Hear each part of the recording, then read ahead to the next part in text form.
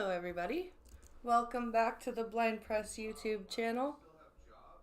On this Monday evening, we are here on short notice because my provincial leaders are debating right now. I'm a few minutes behind. It's live, but I'm a few minutes behind. So we're going to do a very quick intro. So this is the equivalent to like your state leaders having a debate, or the governors of, or people who want to be the governors of your state having a debate. So this is the leader, this is the current premier. I'm kind of quiet. Uh-oh, hold on.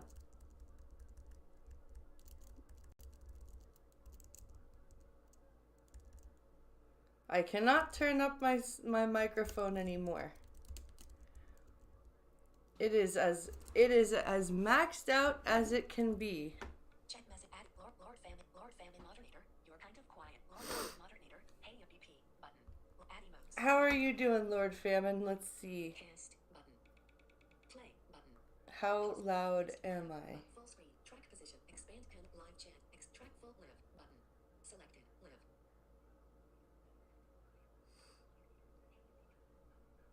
I seem to be fine. Interesting. Sorry. Let's I hope I'm louder as it comes in. But yeah, we're going to start here with our illustrious, we've got the Premier, Doug Ford, we've got Liberal leader Bonnie Crombie, Andrea Horvath is the NDP leader, and some dude for the Green Party, whom I can't remember his name. So we're just gonna call him some dude. And yeah, I know. I've been I haven't been consistently streaming. I'm sorry. I need to get better about that. 'Cause people's work schedules are difficult to, like, I keep changing my stream time and then people are at work. And I'm still getting over a cold, so apologies in advance for any congestion. And hello, Spittlebuggies.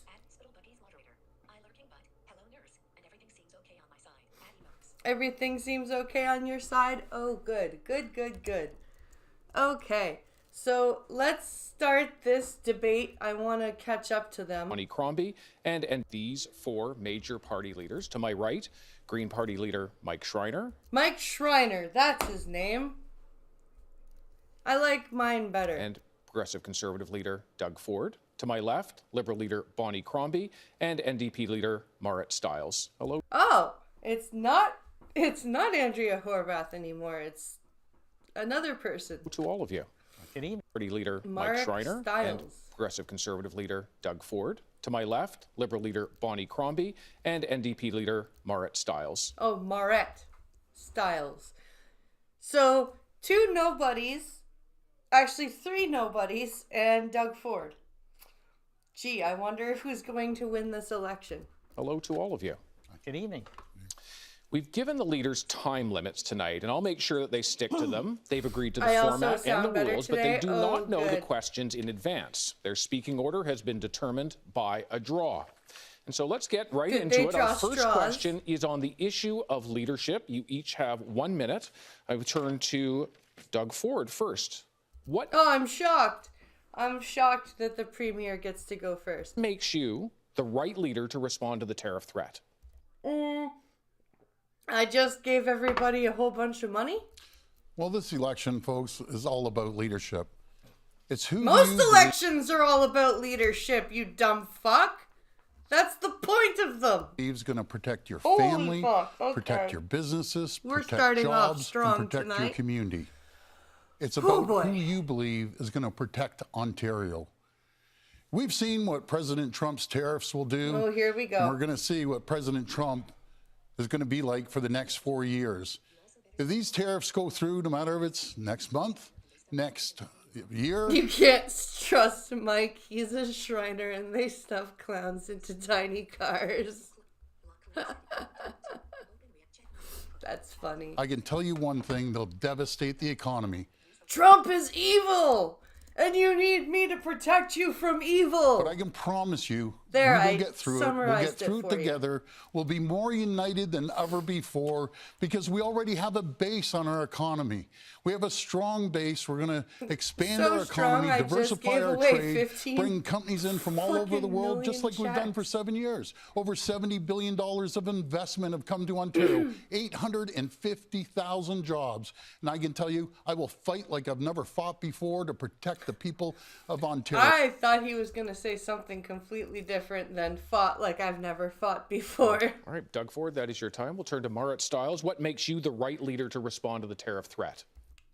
Yeah, what makes you the right leader, considering that nobody knows who the fuck you are? Well, thank you, and hello, everyone. Bonjour tout le monde. I'm Marit Stiles, and my promise to you, first of all, is as Premier, I'm going to be on your side, fighting rising costs. When I moved to Ontario more than 30 years ago, where I grew up in Newfoundland, Ontario was... This is state equivalent. Yeah. A place of opportunity. But not today. After 7 years of Doug Ford and the Conservatives, the cost of everything is through the roof. There's been...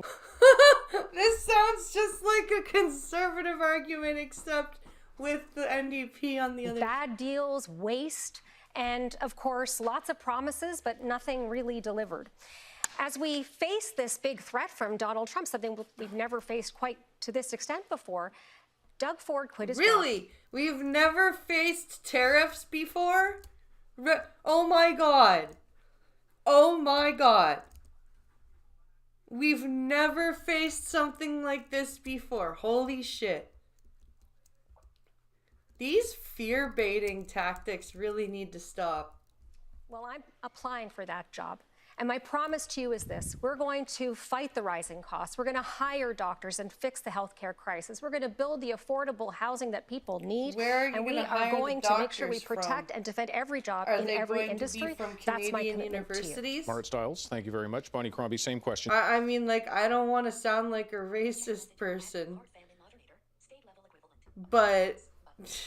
To you, what makes you the right leader to deal with the tariff threat? Thank you, David, and honored to be here tonight. So for me, leadership is about vision.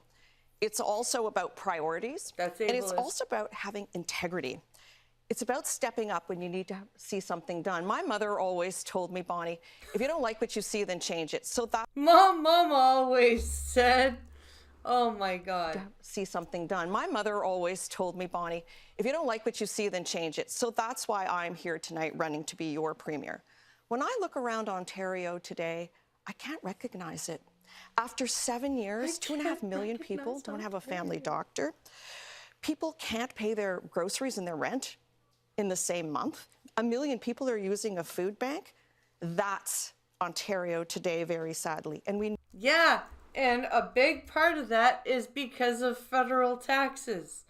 So if you were the Premier, what would you do to work with your federal counterparts to lower that? We need to change it. And we need a leader who will not only protect jobs, but a leader who will get you a family doctor. And that's what Ontario Liberals will do. You're going to get us a family doctor? Are the family doctors going to be competent? You have a family doctor. I'm the only one on this platform that will cut your taxes. We're going to cut income taxes. We're going to take the HST off home heating and build homes that are affordable. That's what you get when you vote Ontario Liberals. Right. Take the HST off home heating, huh?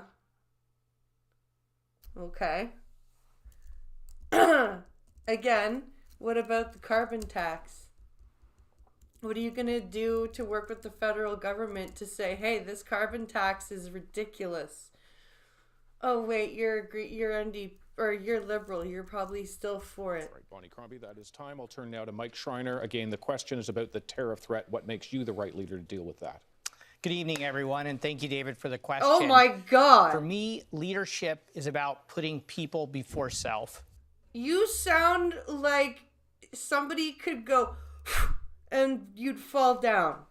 I would not abandon my job at a time when we should be coming together to show strength through unity to push back against these tariff threats. Oh, snap. He's calling Ford out for, he's saying that he's abandoning his job. As someone who grew up in a rural community, I know what it feels like to have a government abandon your community. It's just not fair in Ontario right now that we have a government wasting $2.2 billion. My mom has always said, you're dumb and do better if you're going to be useful. Yeah, that sounds more like on point. On a spa in downtown Toronto, or tens of billions on a tunnel under the 401, or millions ripping up bike lanes in Toronto when so many people across this province are looking just how do I afford a home or find a doctor or not have my rural hospital closed. Mr. Ford. So none of those things make any, like, they're not correlated to each other. You just said a bunch of random things. Is handing out $200 checks to millionaires and billionaires at a time when we need to be investing in helping people afford homes, fix health care, and make life more affordable for the people of this province. What are you mad about? You're just mad because you didn't hand out the money, I think. That's what you're mad That's the kind about. Of leadership I would bring. All right, Mike Schreiner, thank you very much. Many serious subjects on our agenda tonight, but we also want to help you, the voter, understand the person behind the politician.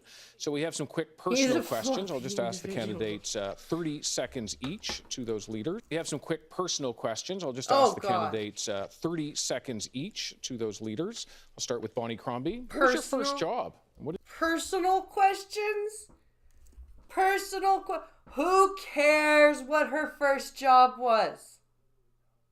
I don't give a fuck what my premier's first job was. What did it teach you? Oh, great. So I got a job. job. What was your first job and what did it teach you? This is not an actual job interview, CBC guy. By the way, this is what it looks like when the CBC moderates a debate. I was 14. I lied about my age. I was a cashier at Woolco, and I did a lot of retail at the mall and jean shops, and then I worked in a home decor store for many years. So I always had a part-time job. I wanted to contribute to the family income, and I wanted to be able to, pay for my own expenses. I think it's so important that our young people, if they can find a job today, go out and work and contribute. Bonnie Crombie, I'll turn to Marit Stiles. Your first job, what it taught you? Well, let me see. First job, babysitting, but I'll go to the second job, which was I was a swimming instructor when I was from the time I was about 15 onward, and I worked every summer doing that, and on the weekends, and mostly I taught little kids, really little kids. I learned that parents can have really strong opinions about their kids and how they should be learning swimming lessons. That's what your job taught you? I learned that parents can have really strong opinions about their kids. That's great. We all know that. I learned the responsibility of taking care of others, and I got to bring home money to my family, which was welcome, and helped to contribute to going to university. All right, Marit Stiles, thanks very much. I'll turn to Doug Ford. Your first job and what it taught you. My first job was selling crack with my brother. No, I didn't mean to say that out loud. Well, my very, very first job was when I was in grade 2, delivering the Globe and Mail newspaper in the freezing cold weather at 5 in the morning. But let's say the real job, when I was about 16 years old, I went over to Canada Packers on St. Clair, worked there for 4 years. I'll never forget, I made $12.49 an hour, and back then that was big money. I brought home a paycheck, I remember $310, because you're only allowed to work. Did you actually work in non-government jobs, and are you a thief or a liar? Yeah. Yeah, that's pretty much what I care about. 24 hours, but man, did we work. We slugged that beef day in, day out, and loaded up these 40-foot trailers, but it was one of the great jobs when you're a teenager. And then I stopped selling beef and started selling crack with my brother. Oh, oops. Ford, thank you. Mike Schreiner, your first job, what it taught you? Yeah, I grew up on a farm, and my first job was feeding cattle, driving a tractor, and driving a combine. I doubt it. you do not sound like you did any of those things. You sound like you were the farm kid who didn't want to do the work and wanted to go to school to study the theory of agriculture. Probably at an age that my parents would admit was far too young. But they didn't pay me for that I because said that was my theory. contribution to the family farm. So my first job was actually my father loaned me the money to buy a lawnmower. And I went out and mowed people's yards and brought some money home for myself. And I learned how to be an entrepreneur. And I've been an entrepreneur most of my life. And I'm really proud of what I learned as a kid from my parents. All right, Mike Schreiner, thank you. Our upcoming topics do have some ground rules, and that is to say that if one of the leaders here makes a claim about one of their opponents or another party or their government or a previous party leader in their answer, we're going to give that other person extra uninterrupted time to respond. So this means we sort of encourage you to talk about your plan. And with that, we turn to a very important topic, healthcare. You have no mudslinging. So no fun. No fun in the debate. Oh, of course. Of course. Have 1 minute each. Healthcare. We turn to the first topic. Important topic. Healthcare. You have 1 minute each. Bonnie Crombie, the first question to you. 1 minute? 2.5 million people in this province do not have a family doctor. We see the strain on emergency rooms. You all have different proposals for a fix. What timeline? When can people expect to have dedicated primary care? Yeah, no shit. No kidding.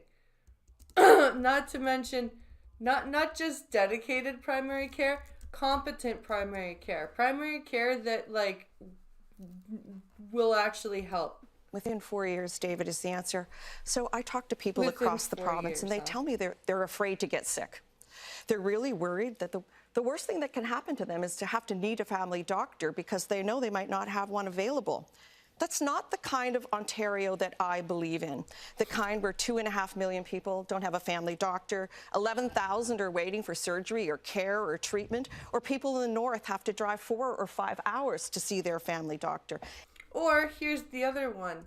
If you have a family like this, like your family doctor is like hours drive away or more, and on top of that is lackluster in your care.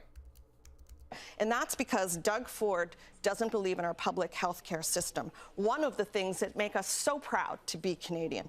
It's time for a change. A vote for Ontario's Liberals is a vote for family doctors. And how am I going to do that? By paying them better, bringing more of them, bringing in those internationally trained doctors that could be yours. He audited the corn growth rates day to day to protect the real crop. Who are trained in the U.S. or the U.K. Let's bring them back home by doubling the residency spaces, by paying our nurses. Trained in the U.S. or the U.K. Doctors trained in the U.S. or the U.K. that, like, Canadian doctors, and that interesting. She actually said and our PSW is a living wage, but none of that can happen while Doug Ford is premier. So it's time for a change. All right, Bonnie Crombie, that is your time because you mentioned. This is why a lot of people vote different parties at different levels. There are people who will vote federally conservative and provincially liberal, or other way around. It's very interesting, and this is why I'm kind of with what Bonnie Crombie is saying right now. Mentioned Doug Ford twice. I'll give him 30 seconds to respond to those claims before we move further. Well, first of all, there's no government in the history of this country that's invested more, 30% more than the previous government. That's over $30 billion. Well, that's disgusting. And we ended up going out there, attracting 15,000.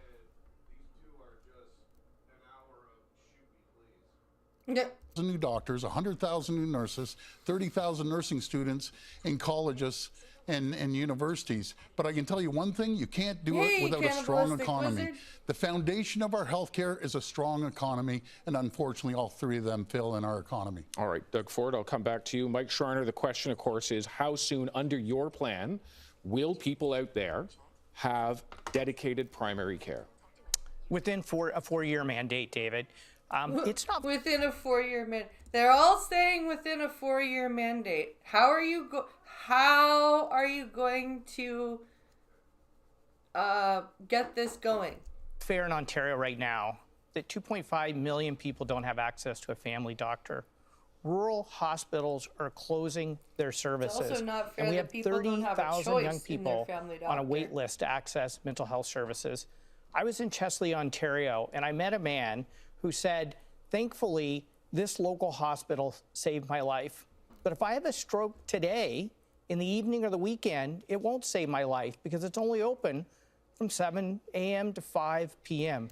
Now, our local hospital was like that during COVID, and just after that, when we first moved here, the hospital had like 7 a.m. to 5 p.m. emergency service, but it seems like that's changed, and it seems to be open on the weekends now. But that is true that some rural hospitals only have specific emergency hours. That's what happens when you underinvest in healthcare. Yeah. And that's exactly why the Ontario Greens have a plan to make sure everyone has a family doctor, primary health care provider. And what is that Stop plan? the privatization of healthcare. How? Invest in rural hospitals. How? And ensure that the people who provide care for us, nurses and frontline healthcare workers, are paid a fair wage. Where's the money gonna come from? What taxes are you going to raise to pay for that? And we will also expand mental health services because mental health is health. Mike Schreiner, thanks very much. We'll turn to Margaret Stiles on the question, when under your plan will people out there who don't have a family doctor right now have one? Right. Thanks for the question. And the quick answer to that is our healthcare guarantee, which is that everybody will have one within 4 years. Having said that, my pledge is also that within the first 100 days, we're going to remove the paperwork and the administrative burden from the desks of our family doctors. Look, wait, how? How do you plan on removing all the administrative burden from the desks of family doctors? Isn't that what their assistants are for? That's why their offices are packed full of secretaries and receptionists. Yeah, how about why are the doctors taking 3-hour lunch breaks? Why like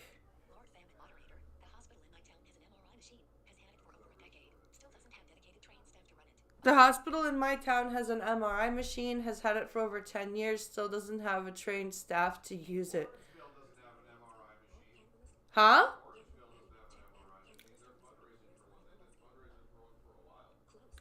Our hospital just got a CT machine. No.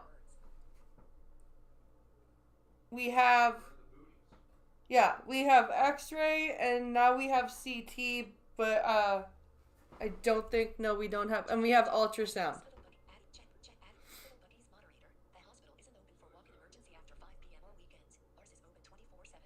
The hospital isn't open for walk-in emergency after 5 p.m., but it's open 24/7. Oh, okay. So, like, if you're able to walk yourself there, you have to wait till the next day. That makes sense.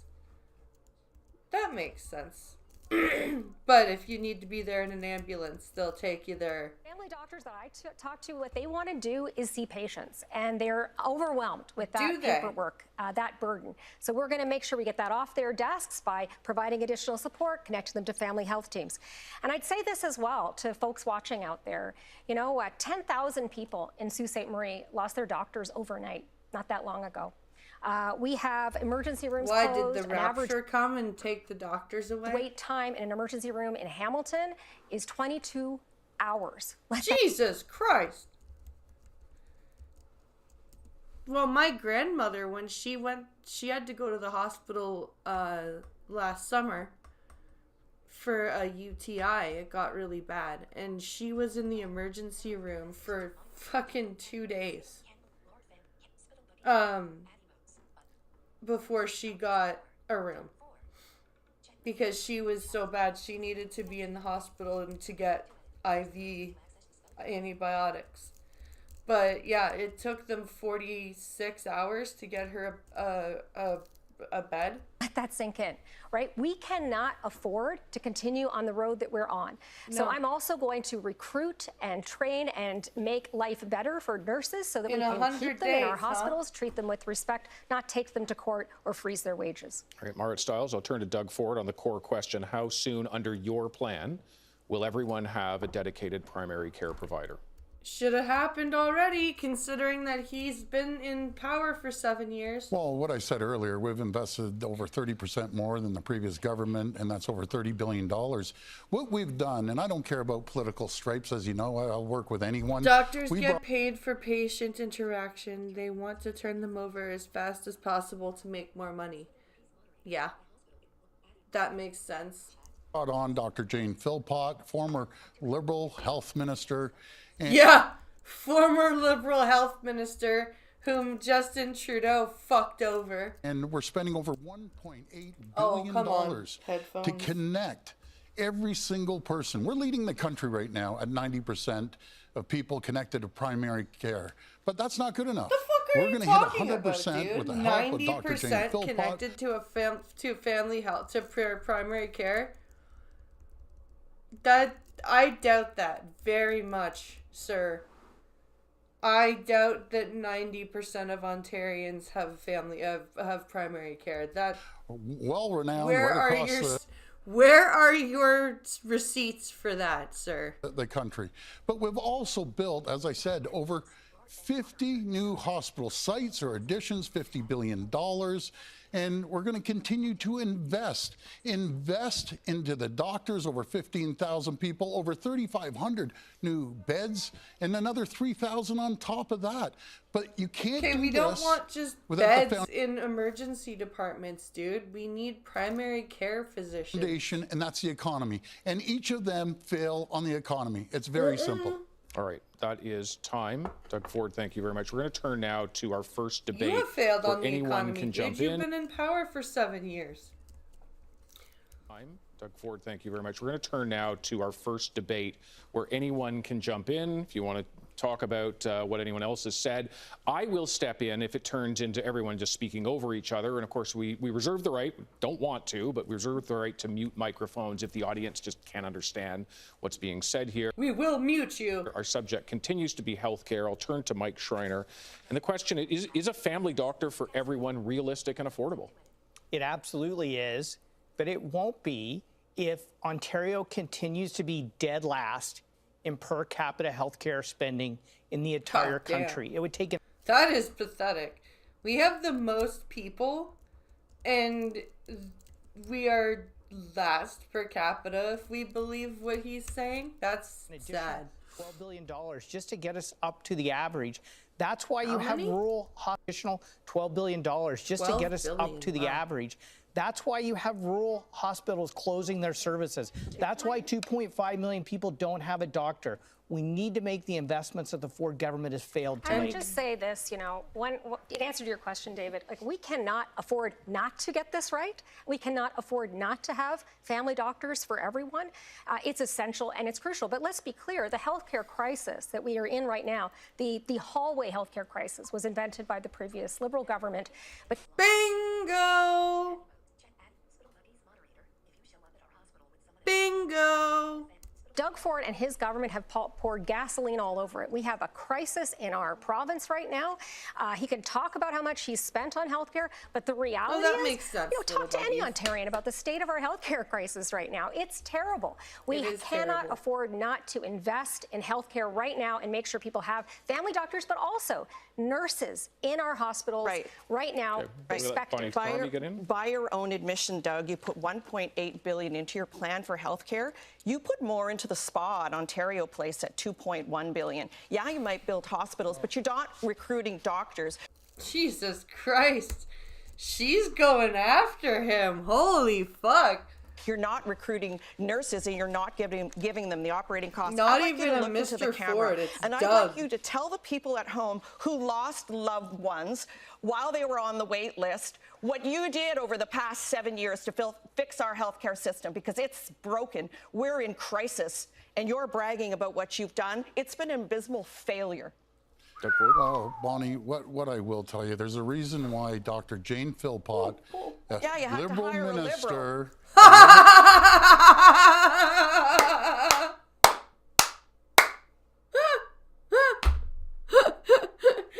She's not wrong.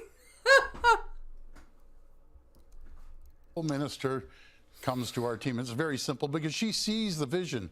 She sees that we're building healthcare. She sees that, That's again, hilarious. backlog surgeries. Oh. You know something? We have less backlog surgeries per capita than anyone in the Where? entire country. I'm sorry. Where? I had to just for not even a surgical procedure.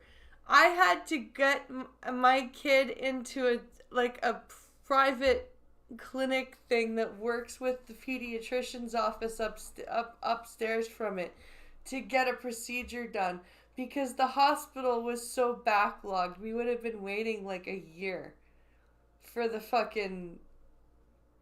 procedure to get done. I'm waiting. Let's see, the referral for my hip was received in December. I probably won't get in until June. So what are you talking about? We bought over 49 MRI machines to spread out across the entire 49? province. Do you know how big this province is, dude? Do you know how many hospitals are in this province? We need more than 49 MRI machines. MRI machines to spread out across the entire province. 11,000 people waited. 11,000 people died waiting for one of those scans. Said he would you know something? We will never. It's gotten twice as worse. We will never.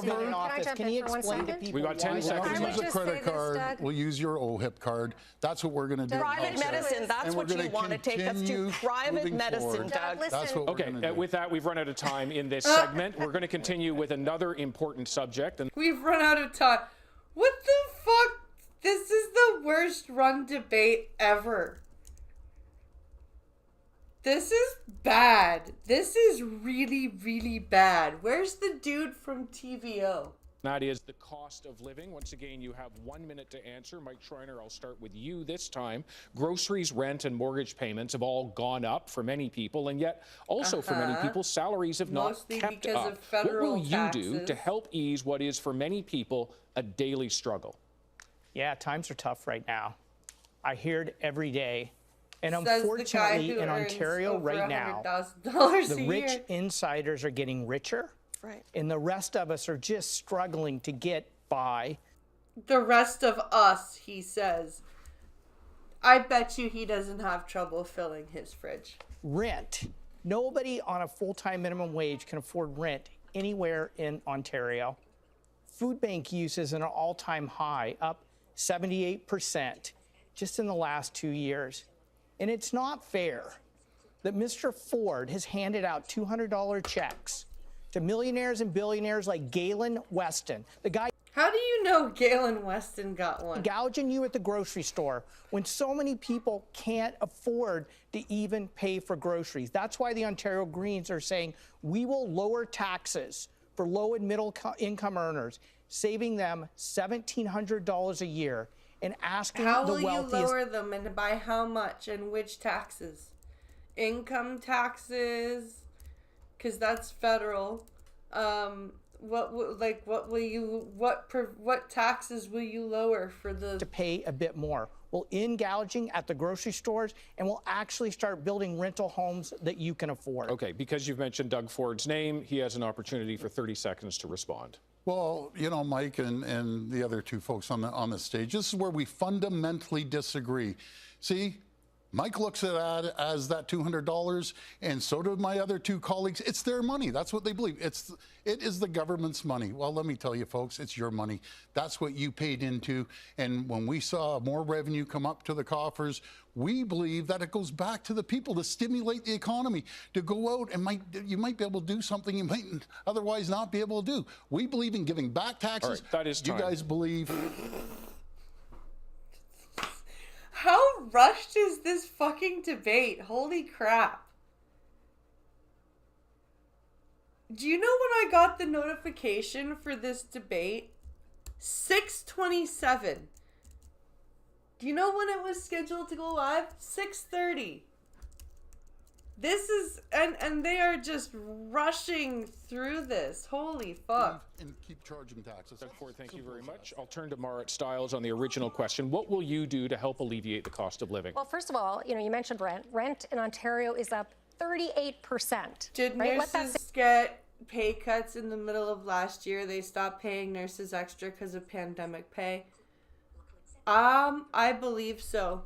Thinking 38% across Ontario is up 38%, right? Let that sink in. 38% across the province on average since 2018. That's amazing. And it's not just in cities like Toronto, it's in every community across this province we are seeing that. I have a plan to not only bring back rent control, but also keep more money in your pocket by bringing in a grocery rebate program. And I think it's a grocery rebate program? How is that supposed to work? Do you send in your receipts to the government? It's really essential because people need that now. What that means is that every month you're going to get a check back that covers some of the costs, money back in your pocket, and you can spend that on food. And we're also going to fix the problem of price gouging by all of these grocery CEOs with a consumer watchdog. It's about time we did that. And one thing I can tell you is you're going to get about a check for about $120 for a family of 4 back every month. Oh boy! $120 check every month for food for a family of 4?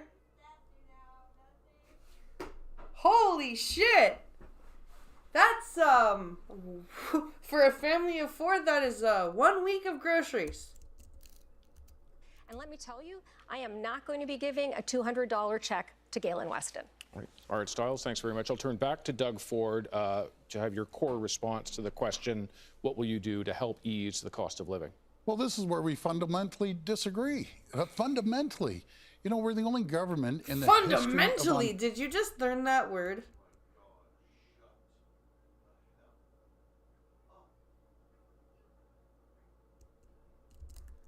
Ontario. That's never raised taxes.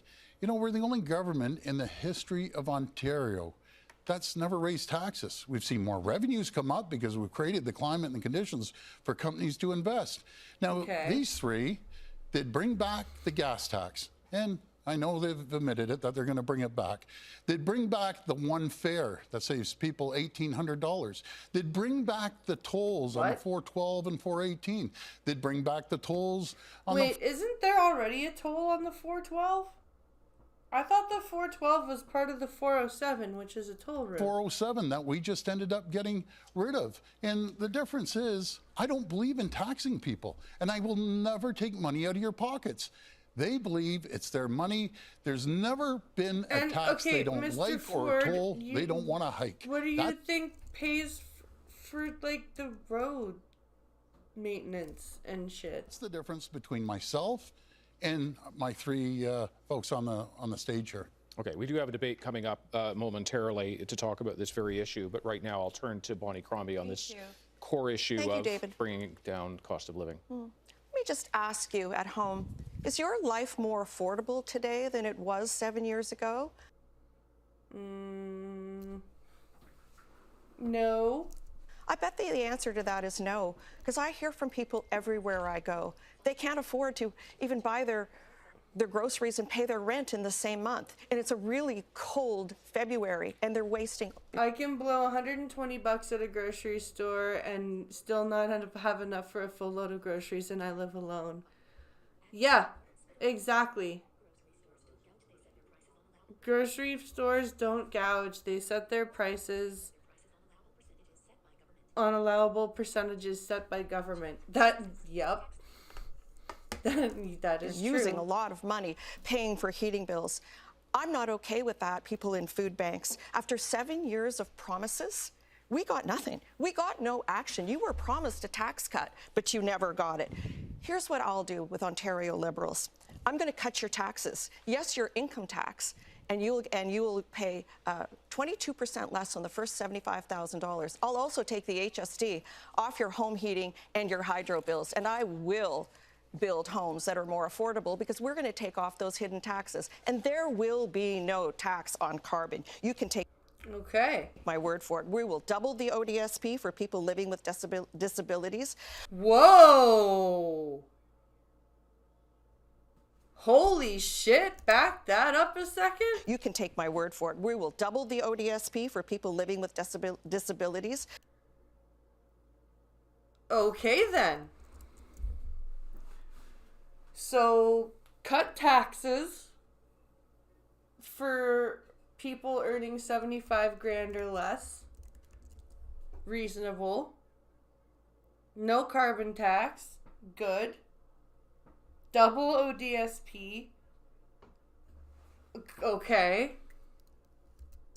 We'll also phase in rent controls, and we're going to look at auto insurance premiums that is because time. they're out of check. Bonnie Crombie, thanks very much. I'll turn to Margaret Stiles as we turn to the open debate portion of this. And I'll kick things off just with a question. Do you believe a tax cut is the best way to make people's lives more affordable? Yes. No, as I said, our plan is to bring in a grocery rebate program. And where are you going to... Okay. So a grocery rebate program. Where is the money coming from for these rebate checks, Miss Stiles? Look, since 2018, no question, groceries have gone out through the roof, right? So we have an opportunity, but we also have a real offer for Ontarians, right? That will actually put money in your pocket so that you can afford food again. But look, you know, more than that, we've got to stop the price gouging by these grocery giants. And under Doug Ford and the Conservatives, we have seen again and again that they favor those big companies over regular people. Okay, I can see Mike Schreiner wants to get in. I want to ask a question really directed to Doug Ford. The three of us have all said we would double ODSP rates. Yes. People are living in legislated poverty. Thank you. Fucking finally, somebody says it. Here's the other thing. If you're going to double ODSP, also rewrite the law so that people who are living in double income households aren't penalized for their partner earning a full income. Let the ODSP recipient receive their entitled allotment so that everybody in the family can benefit.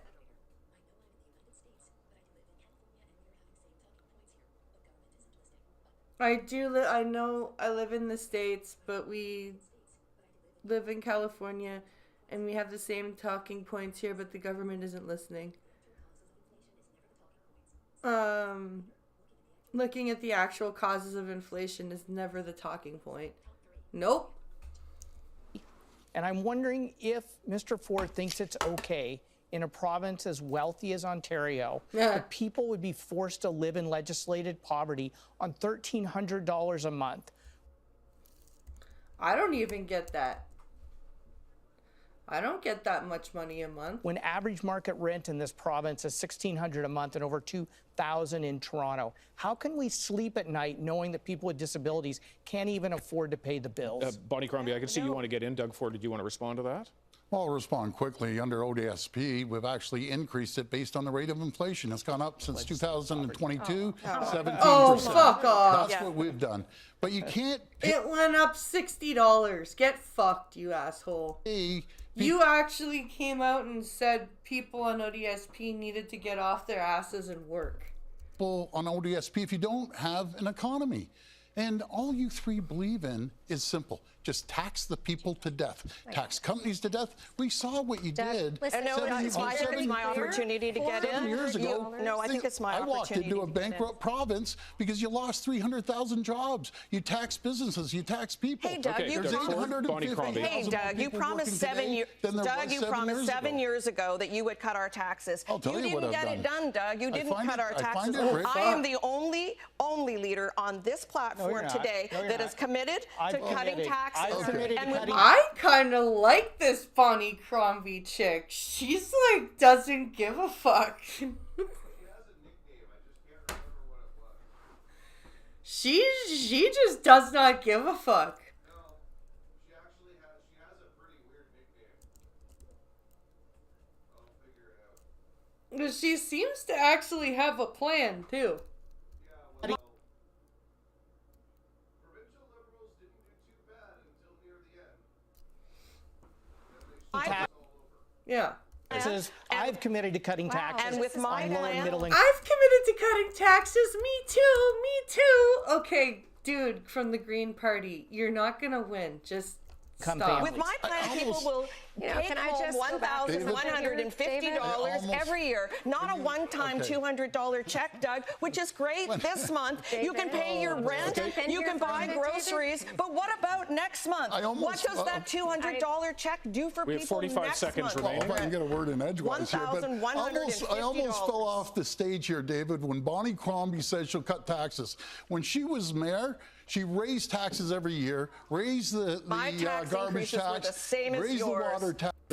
My tax increases were the same as yours. Oh, fuck. Same as yours property in taxes Toronto. every year. Oh, Matter of that's fact, funny. at one time, Mississauga was well run until Bonnie came along.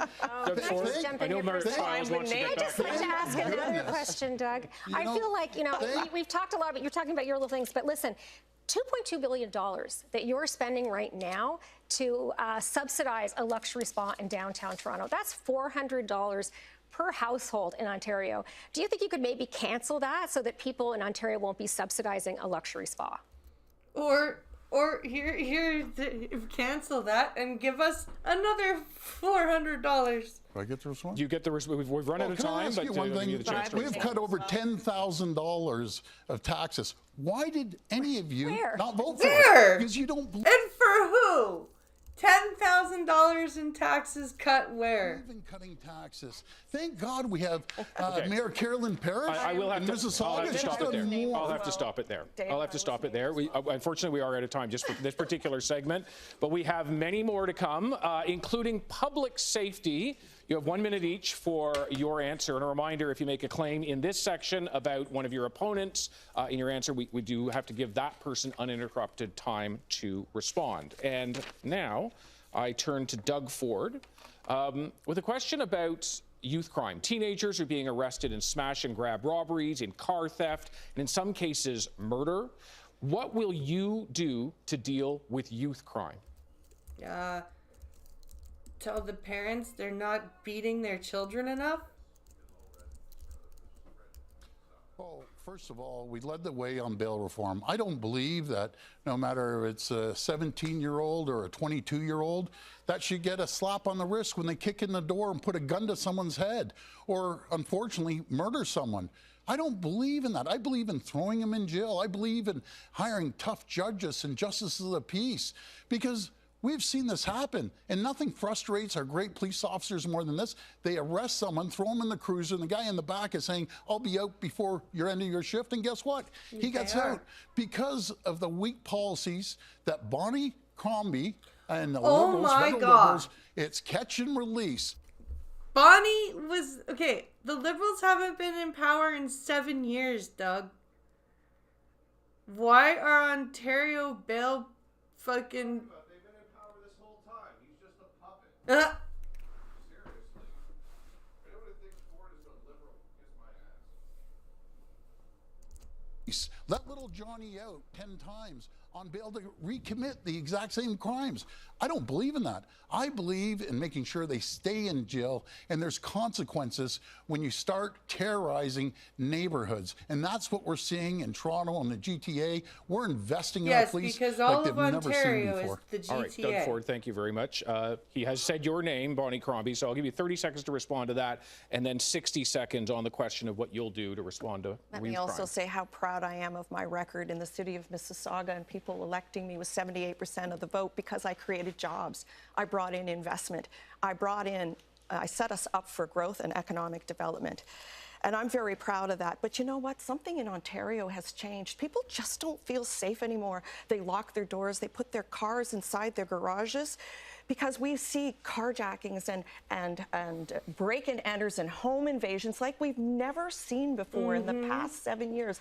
Under this government, things have gotten out of control. Yes, we will be hard on crime, but I will also tackle the causes of crime because we need to invest more in our youth and get them invested into programs. And on the... Like how? Are we going to hear how in this question about what you would do? On the core question? Oh, it's me, my turn? Yeah, no, that, I think we've covered it there. So we can shift on now to Mike Schreiner on this question around... Don't I get 30 seconds? You did get 30 seconds. Oh, yeah. it was my turn? I thought you were finished. No, if you're not done, not at all. Please go ahead. Not at all. Let me say that things have really changed in Ontario. It just doesn't feel safe here anymore whatsoever. He almost didn't give her minute. Nice try there, dude. Holy fuck. Violent crime is on the increase. We see carjackings and break-and-enters and people breaking into your home to steal your car keys so they can steal your car. An increase of 350%. That's crazy. People are afraid to ride the subway. Families are afraid to walk through the park because they're going to step on needles. So despite all the talk you're hearing, things are actually a lot worse. I know the video is If you delayed. want safer streets, you'll have to vote for an Ontario Liberal. I know. It's delayed because I started about 3 minutes after it started, and I've been pausing. Government. We'll crack down on crime, but we're also going to invest in the causes of crime, like specialized courts to throw the book at repeat offenders. We're going to be really tough on repeat offenders, including those criminals and those carjackers. We need to do this. We can't sit back. You know, David, I hope to be a grandma very soon. I had 2 kids get married this summer, and I don't want my grandchildren living in Doug Ford's, Ontario. Oh, Jesus Christ. Okay, come on. That was cringy as hell. That was really cringy. Crombie, thank you very much. Mike Schreiner, your opportunity to respond to the question around youth crime. Yeah, Mr. Ford talks about bail reform. That's a federal issue. I would suggest he look in the mirror at the fact that 80% of people in provincial jails right now in Ontario are awaiting trial. One of the reasons people who are accused of crimes are getting off is because there's so many delays in the Ontario courts that they get out because of that. And now this Mr. Ford wants to make it even worse by criminalizing people who are experiencing homelessness. Where did he say that? Where did he say that homeless people need to go to jail? We need to invest in housing people, not throwing them in jail. We need to invest in treating people with mental health and addictions challenges, not threatening to throw them in jail. People need public services. That's what a caring Ontario looks like. A caring Ontario. Okay. But if people are committing crime, at what point do you stop caring about why and just get them to stop? That's what fighting for fairness looks like. Ontario Greens will put care over crime. That is time. I will turn to Doug Ford because his record has been challenged on 2 occasions. I'll give you 30 seconds. Well, thank you so much. As the Liberals were closing jails, we're building jails. As the Liberals and NDP were getting rid of our police, we're hiring more police. Actually, over 2,000 more police officers through our colleges, and we're paying for their education. Yes, I believe in making sure we hold people accountable. You know, I find it ironic that you, Bonnie, are saying about the police. You said on tape that you're scared of the police. What the fuck?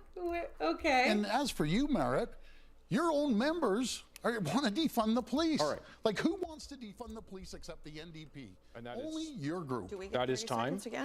Not in this response.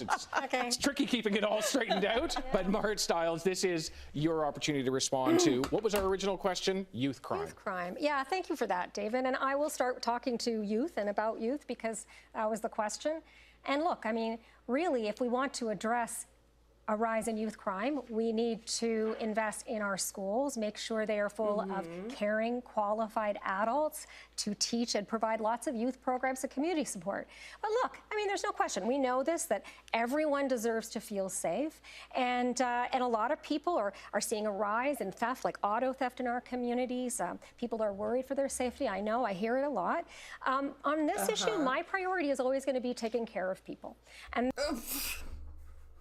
I'm going to hug the crime away. That means, as I just mentioned, taking care of young people. It also means ensuring that people with addictions get the health care support they need, people who are living in encampments and homeless get housing. But look, we need to fix our court system.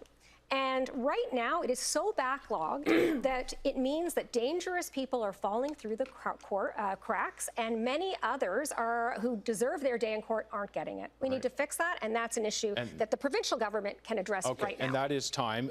You're all slinging things at each other, so it seems you're all doing what I didn't want you to do and throwing mud at each other. It's like a perfect opportunity to have an open Why debate. is nobody You all being jump nice in, but I'll to each start with other? Bonnie Crombie on this instance. Violent crimes up. What do we do? You know what I think is really important? That we have a dedicated bail court for repeat offenders, so they are dealt with harshly and right away. This is the problem, the catch and release, and this is something that Doug has had 7 years to deal with and has done nothing about. We also need a plan for people who are of addictions, not just use a notwithstanding clause to get them off the streets. There's no plan on where to put them and give them the treatment that they need. We haven't really talked about here at all are victims. And, as I was saying in my response earlier, what we're seeing right now is because of the backlog in our courts, we're seeing the dangerous folks get out. Innocent folks actually can end up behind bars for far too long, but cases are being thrown out under the Conservative government of Doug Ford. And, of course, many others are not getting the justice that they deserve, including, by the way, victims of gender-based violence. Oh, here we go.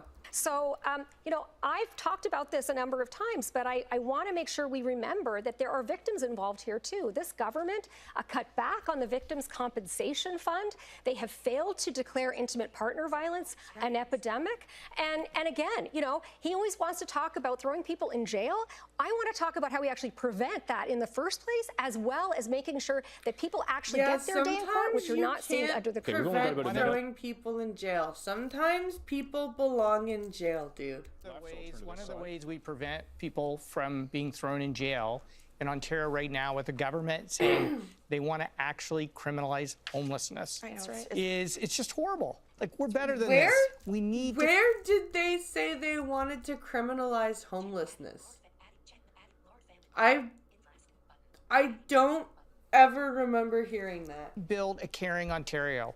It's a crisis of caring if the government's going to say we're going to criminalize homelessness. Ontario? Let's house people. 93% of the deeply affordable homes built in Ontario were built before 1995. 3 decades of underinvestment. That's why we have 81,000 people experiencing homelessness. I do want to give government Ford an has opportunity said to get in no here. to solving that, and now they say they want to criminalize homelessness. Come on, we're better than this. Where's your proof that he said he wanted to criminalize homelessness? Well, we've invested into our police like no other. $75 million in. Better than this. Well, we've invested into our police like no other. $75 million into guns and gangs. We're buying more helicopters. We're getting more boots on the ground. We've hired more judges, over 25 judges. Crime is up. We've hired more prosecutors. We're getting the backlog. But do you know what the problem is? Do you know why there's a little bit of a backlog? Because your catch and release policies, you don't believe in mandatory sentences. None of a little bit of a backlog. Also, those catch and release things are a lot on federal level crimes. So you can't say that those are released and they're back on the street and they're kicking down another door. I don't want those people kicking down doors. I want those people in jail. That's what I want to do. I don't want those people kicking down doors. I want those people in jail. That's what I want to do. For 7 years. 7 years. You haven't done anything. I want to say talk to the police. Very simple. I'd like to know what our plan is. When you see a police officer, please go up to him and say, "Thank you." Has the PC government supported you? Oh my goodness. Oh no, don't do that. Is Doug Ford really inciting the public to go ask the police if the PC government has supported them? Really? Or has the previous government to him and say, "Thank you"? Has the PC government supported you? Oh my goodness. Or has the previous government? We do have to wrap, or we won't get through any of our other subjects. So I'm going to keep moving on. And I have your backs too. We need a plan for homeless people. They are our family members. Okay, we're moving on. We're moving on. Thank you very much. I'm glad to see everybody's as passionate as they are. I'm the referee. I got to keep us on schedule here. I got to keep us on schedule. We're super rushed. We're super rushed We now. are looking for a quick answer in this next segment, a maximum of 30 seconds, and a yes or no will do. Mike Schreiner, I will turn to you. Would your government build housing on the Greenbelt? No. We will unlock housing that people can afford in the communities they know and love. instead of opening the Greenbelt for development, which would only benefit wealthy, well-connected insiders. That's why we have a housing crisis in Ontario. The priorities are wrong right now. Bonnie Crombie, would you build housing on the Greenbelt? Absolutely no. When I was chair of Big City Mayors, we made it very clear that we could accommodate the housing that was necessary, all within the municipal boundaries that housing in the Greenbelt had existed. Like, there's buildings that can be made into apartments. There's housing that can be renovated. Like, we don't need to invest. We don't need to build Greenbelt houses. Doug Ford told his donors that he would open up the Greenbelt, then he promised us he wouldn't, and then he went ahead and did it anyways. And of course, we pressured him to do the right thing and pull back. All right. Merritt Stiles, the question is, would your government ever build housing on the Greenbelt? Absolutely not. Look, Doug Ford and the Conservatives decided to open up the Greenbelt, even though he said he wasn't going to do that. I am so happy and proud to have stood up against that move and pushed them back on their heels, and we won alongside farmers and everybody else. But look, our farmland is not up for grabs. It is not up for grabs. We have plenty of other opportunities and space within urban boundaries to build the housing we need. What we're missing is a government that has the political will to build the truly, deeply affordable housing that Ontario truly, deeply affordable housing deserve. That is time. Merritt Stiles, thank you. Doug Ford, I'll turn to you. Would your government build housing on the Greenbelt? No, and I think it was pretty clear. I said I was, then I wasn't, and I went ahead and did it. But in saying that, then I wasn't, and I went ahead and did it. But in saying that, let's give him an opportunity to respond. You know something? I apologize to the people. Unlike any of you, when you do something, you don't want to apologize. I apologize to the people. We're moving forward. We're building homes. I'm sorry. I almost sold out the Greenbelt. I'm very sorry. It's very rich that Bonnie Crombie say she builds homes. She built the least amount of homes in the entire province. Just compare to the new mayor. The new mayor's done more. Carolyn Harris has done more in 7 months than you did in 10 years. That's fact. We'll leave it there. Doug Ford, thank you very much. Now, all of the leaders here have made many pledges and policy announcements. Perhaps you've heard them over the last few weeks. Here are some of them. Going to build the 401 Express Tunnel.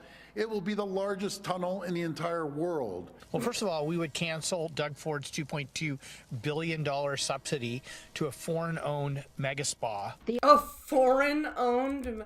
It's not even Canadian-owned? That's... wow. The Ontario NDP will end encampments by supporting people and helping them find a home to live in. We have a plan that will cut personal income taxes, that will cut small business taxes, and that will eliminate the HST off home heating and hydro. See, honestly, I like her the best out of all four so far. Okay, you've heard the promises. Now let's talk about the plan, and we'll do that with Global News' Colin DeMello. How are you? I'm doing well, thank you, David. Colin, as many people will know, is the president of the Queen's Park Press Gallery, so we're glad to have you here. Thank you so much, and hello to all of the candidates. Good to be with you today. I'm here to ask you some questions on specific policies that you have been presenting to voters. You will have limited time, just 1 minute to answer, so we ask you to please talk about your policies and not that of your rivals. After each answer, another one of you will have the opportunity to ask a follow-up question and then debate back and forth. We've randomly selected who will be asking that follow-up. We will begin with Progressive Conservative leader Doug Ford. You have promised to build a tunnel under Highway 401, but you have not done a feasibility study or said what it will cost. Why should taxpayers give you a blank check? Well, we know all 400 series highways are going to be maxed out in 10 years. You know, as the folks on the stage here, they don't believe in building highways. They said they're against the 413. They're against the Bradford bypass. They're against the tunnel. You know, they're against everything to build. So I guess my question... Why does Toronto get everything? Like the tunnel, the 413. Like, why does Toronto get all of this shit? Where's the traffic going to go? You know, Toronto, Mike, you say, let's put it on the 407. What are you going to do in 10 years when it's maxed out? You say, put the trucks on there. Talk to the Trucking Association.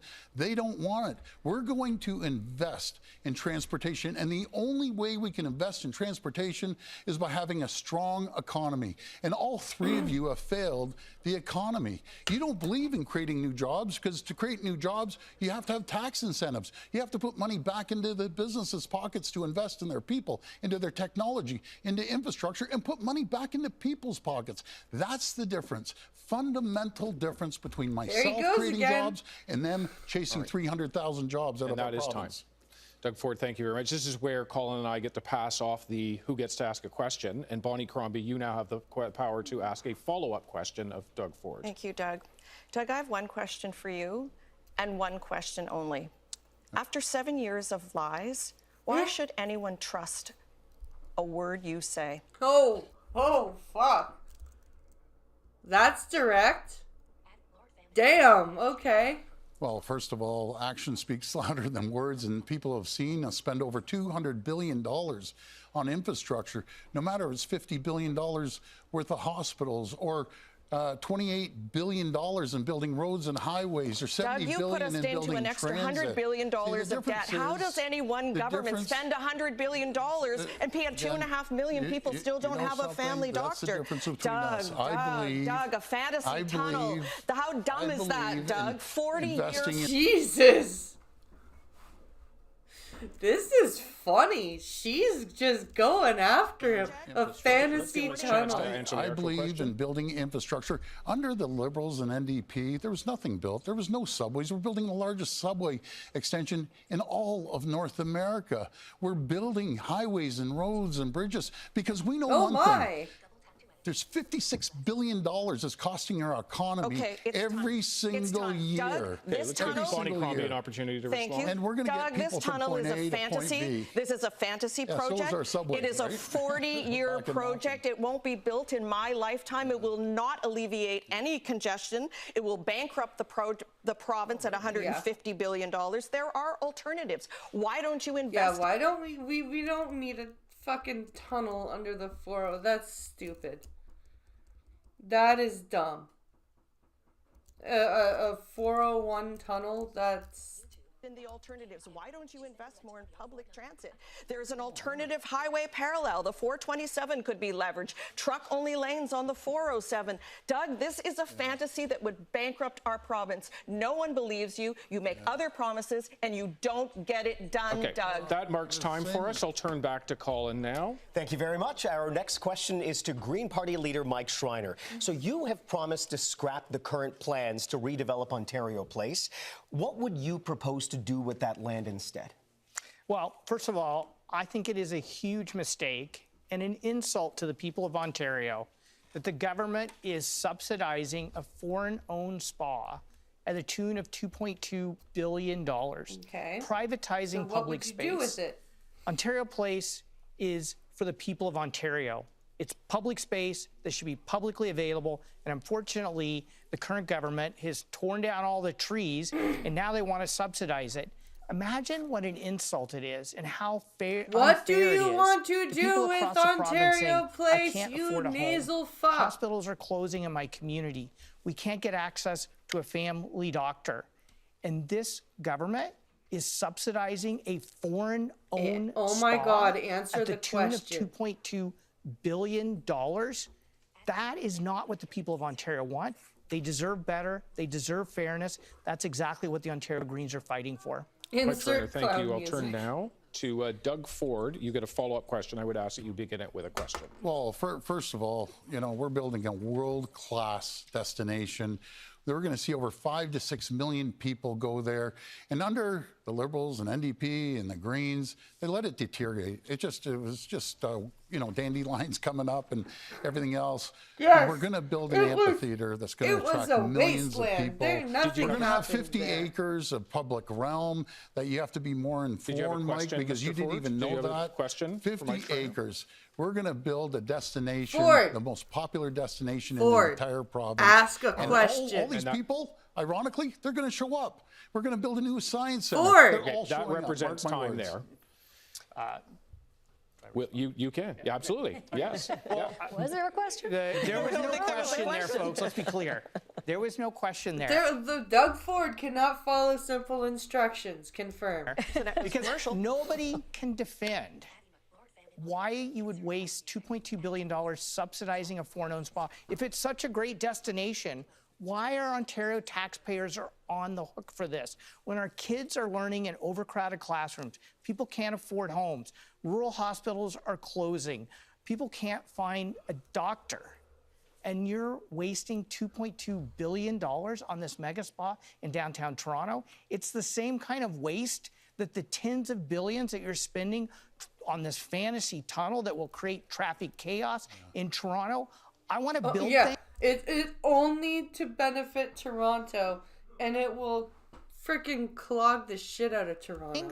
But I want to build things that make sense for the people of Ontario, like homes they can afford. I do want to give Doug Ford an opportunity to respond. Well, first of all, let's address this tunnel, and it's going to be one of the largest tunnels in the world. Let's address it. And I know, I understand. You believe in bike lanes and riding bikes and planting trees. I get it, and you're good at that. You believe in riding bikes and planting trees? Like, I love how he says that. The way he says that is like riding bikes and planting trees makes you some like crazy communist. Like, oh my God. So, but the problem is you won't be able to afford the trees because the economy will go down the tube with all three of you. We're going to continue building transit, building infrastructure, getting people from point A to point B, and we're going to gain $56 billion on the economy instead of losing the economy. Why don't we do that? They're all great talkers, but none of them have solutions. All right, and that is time. I'll turn back now to Colin. We have another question for NDP leader Marit Stiles. You have promised to end encampments. It is estimated that more than 80,000 Ontarians were homeless last year. What will your party do to end homelessness? That's a small city's worth of people. You could put a whole fucking city's worth of people. Well, first of all, I mean, the answer to homelessness is building homes. So and where would the first you thing build that we announced as part of our big platform was Homes Ontario, which is where we get the government back in the business of finally building affordable, permanently affordable housing again. And you know, we had programs like that up until the mid-90s when the Liberals in Ottawa and here, the Conservatives here in Ontario canceled all of that. We'd be way ahead right now if we still had those programs, but we don't because they canceled it. Yeah, except Bob Ray kind of ruined all that shit before there are people that remember Ray days. We need to get back in the business of building those permanently affordable homes. And really crucial in all of that is 60,000. So the 1.5 million homes, but 60,000 of those are supportive housing. And that's really important for a lot of the folks that we're talking about in our encampments right now. And let's be clear, there are encampments, there are homeless tent encampments in every corner of this province, in every community under this premier and his government. So we have to build supportive housing with wraparound support for people. All right. And with that, we'll turn to Mike Schreiner with a follow-up question, please. Yeah, I certainly support Ms. Stiles' plan to end encampments. We actually have to get back to building deeply affordable homes in... What is this phrase, deeply affordable homes? What does that mean? Like, it's not just affordable homes anymore. It's deeply affordable. In this province, 93% were built before 1995. The question I have for you, though, is do we need to create a whole other government bureaucracy to do that? I've talked to nonprofit and co-op builders who have said, why don't you just flow money to us and we'll get it built? That would be more efficient and effective to achieve our shared objective. I'm happy to respond to that, Mike, and thank you for your support. Look, every other province except Ontario has an organization that manages this and that coordinates it, and that's what we will need. And that means absolutely working with everyone else is doing it, working with municipalities.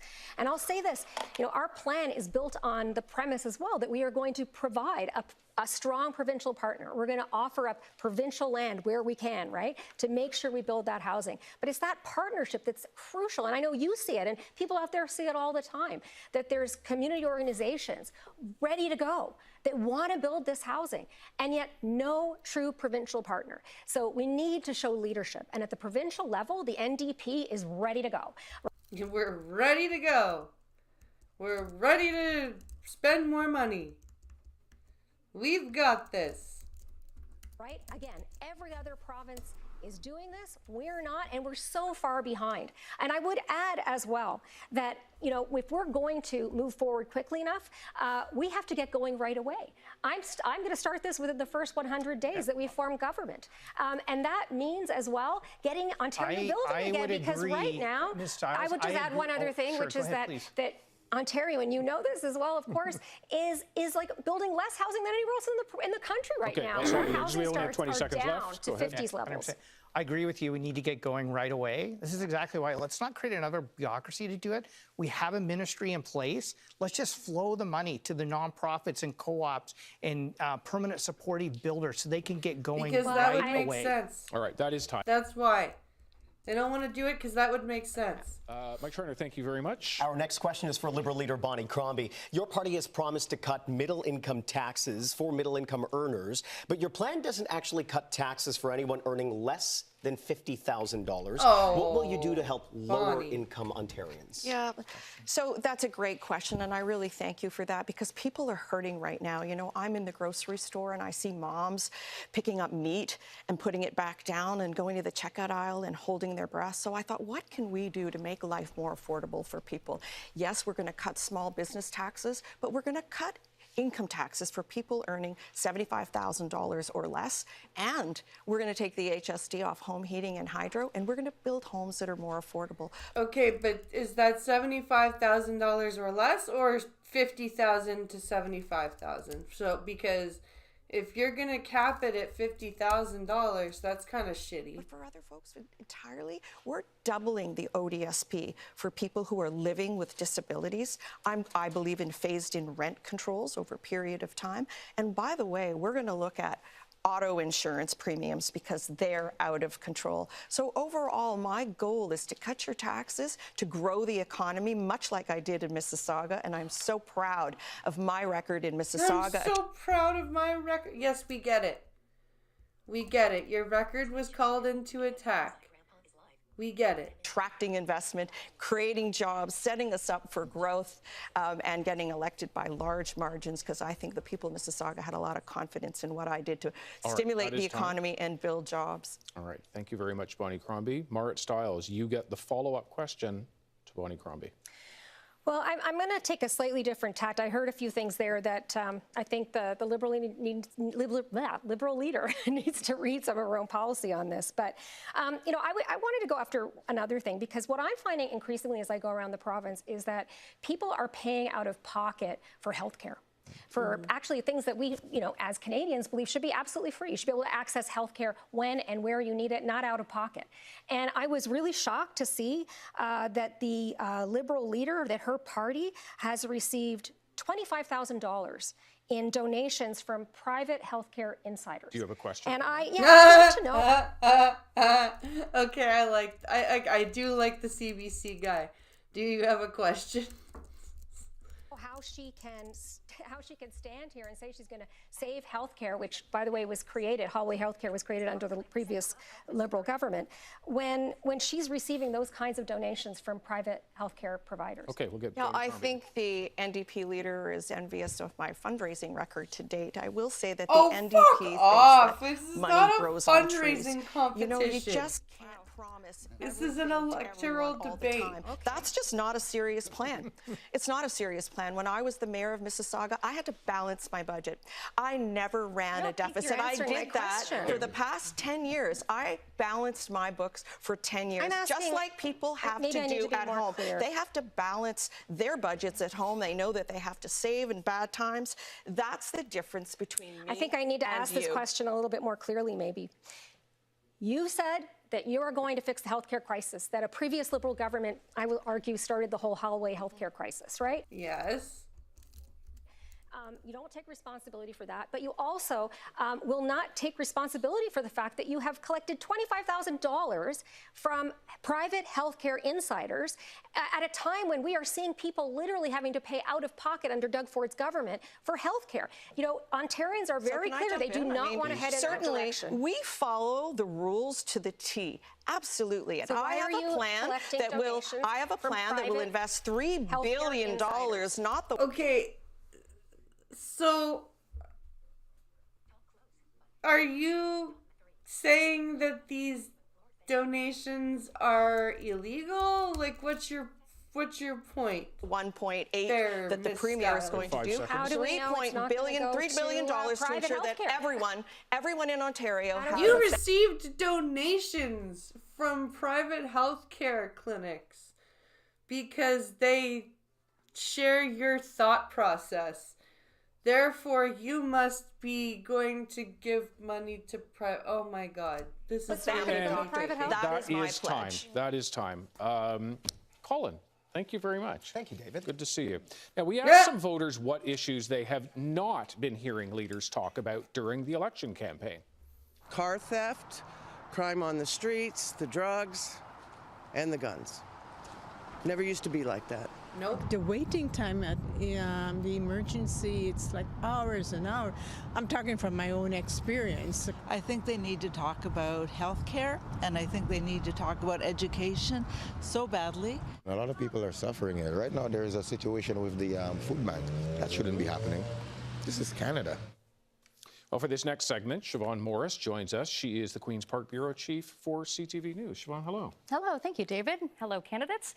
I want to ask you some questions about things that are not in your platform. You'll have 1 minute to give us your position. There is no open debate in this section. We will begin with Marit Stiles. No open debate. So everybody shut up. You have vocally criticized the government's closure of supervised drug consumption sites, but you've given no details about how you will respond to the addictions crisis. What is your plan? Well, first of all, look, as I've traveled around the province, without question, addiction and mental health care crisis is rife. It is in every community, in every corner of this province, and it has certainly gotten much worse in the last 7 years. You go to Sudbury, for example, you see that corner with all the white crosses that was built by a woman who lost her son Miles to an overdose. The answer to addiction is healthcare, right? That means that you do not take resources out of communities without Safe consumption sites aren't resources. They are enabling centers. Actually putting back more and better resources. And that's not what we've seen under Doug Ford and the Conservative government. We saw them take away supports and not replace them. And I like the healthcare hub idea. That came from communities. But it is a drop in the bucket what Doug Ford and the Conservatives are proposing. It will not address the addiction crisis. When somebody needs help, they need it right away, not 2 months later, not a year later. They need it immediately. All right, Marit Stiles, thank you. The next question is for Doug Ford. You promised in 2018 to end hallway health care, but overcrowding in hospitals now is worse than it was then. Why should voters believe that you will fix the problem now? Because we've invested more than any other government. We've invested over $33 billion, over 30% increase. Yeah, and it hasn't We're actually done building a damn thing. medical schools for the first time in some areas over 100 years. As the Liberals got rid of medical school seats, we're adding hundreds and hundreds. We've registered over 15,000 doctors, 100,000 nurses. And the way we do this, the foundation of healthcare, is very simple. You have a strong economy. That's why we've been able to invest in building more medical schools, having more doctors. We're paying for their tuition, by the way. All doctors, if you stay in primary care, you get your tuition paid for. Okay, so if you go to medical school to become a primary care physician, they'll pay your tuition? For all the nurses right across the province for their education that none of these parties have ever done. Nurse practitioners, we're taking care of them on their education as well. We're doing everything we can to build the system, along with bringing Dr. Jane Philpott in, that will connect every single person to a primary caregiver. All right. Doug Ford, thank you very much. Siobhan. A question now for Mike Schreiner. For 10 years, you've been vowing to get rid of Catholic school boards, merge them with public boards. Your new platform doesn't mention that. Why not? No, I don't agree with that. I don't agree with that. I'm not a religious person, but I'm sorry. If you want to send your child to a Catholic school versus a public school, you should have the right to. We shouldn't be merging the Catholic and public boards. If you know. Yeah, because right now we have a crisis in our public education system. The Ford government has cut per pupil funding for education by $1,500. The priority for people right now is to shore up our public education system. And that means supporting both our public and Catholic boards to hire more teachers, in educational assistants, special educators, and just caring adults, social workers, so our students have the supports they need. I think coming out of the disruptions from the pandemic, we need to shore up our public education system. And unfortunately, the current government has failed to do that. Ontario Greens are committed to reversing the $1,500 per student cut. We will invest in clearing the repair backlog, and we will ensure that we can lower class sizes because we would hire caring adults in our schools. Okay, but how would merging both boards do any of those things that you're saying that you would do? Mike Schreiner, thank you. Siobhan. We turn now to Bonnie Crombie. You have opposed building new highways in the GTA, but you haven't talked really about how you would address the issue of traffic congestion. What is your plan to tackle gridlock? So certainly there are a lot of alternatives, and I will say this government has not acted on any of them. We need to invest more in our public transit systems. Look at the GO train lines. London, town of London, has been promised a GO train line. It wasn't delivered. All-day two-way GO train service on the Milton line. It was promised again. It was never delivered. We're talking about $150 billion fantasy tunnels. Rather than utilizing existing resources like leveraging the 427 or truck-only lanes on the 407, there's a lot more public infrastructure that can be built, public transit that we need to invest in. Right across the province, look at the highways in the north, twinning the 2+1 lanes in 11 and 17, adding the extra. Finally, a politician that's talking about things that aren't fucking Toronto. Holy shit. The amount of premiers that just act like Toronto is the only part kilometers of on Highway Ontario. 69 in the north, because those roads are so treacherous and we rely on them. But here in the GTA, invest more in public transit to move people around. Here is where the needs are. People need to get to their jobs, and they need to get to their appointments and to their school. Bonnie Crombie, thank you very much. And Siobhan, thank you very much. Thank you. Thank you, Siobhan. Thanks, Siobhan. Thanks, Siobhan. Ontario, of course, is a beautiful, vast, and varied province with unlimited options for leisure activities. As we step away briefly from policy to the personal.